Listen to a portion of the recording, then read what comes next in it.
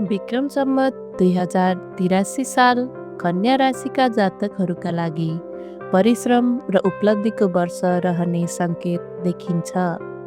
यस वर्ष धैर्य र लगनशीलताका साथ काम गरेमा राम्रो उपलब्धि हासिल गर्न सकिनेछ। धन तथा आर्थिक स्थितिको कुरा गर्दा यस वर्ष आयका स्रोतहरू क्रमशः बढ्ने सम्भावना छ, तर अनावश्यक खर्च बढ्न सक्ने भएकाले खर्चमा नियन्त्रण गर्नु आवश्यक हुनेछ। नयाँ लगानी गर्दा सोच विचार गरेर मात्र निर्णय लिन राम्रो हुनेछ।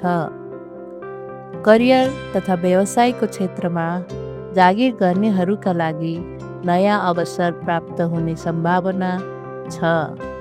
पदोन्नति र जिम्मेवारी बढ्न सक्ने योग देखिन्छ। व्यापार गर्नेहरूका लागि यस वर्ष मध्यम समय लाभदायक रहनेछ। प्रेम तथा पारिवारिक जीवनमा परिवारका सदस्यहरूको साथ र सहयोग पाइनेछ। दाम्पत्य जीवनमा समझदारी बढ्नेछ, तर कहिलेकाहीँ सानो मतभेद आउन सक्ने भएकाले धैर्य अपनाउन आवश्यक हुनेछ। स्वास्थ्यको दृष्टिले पेट र पाचन सम्बन्धी समस्या देखिन सक्ने भएकाले खानपानमा विशेष ध्यान दिनु आवश्यक हुनेछ। भाग्य तथा उपाय।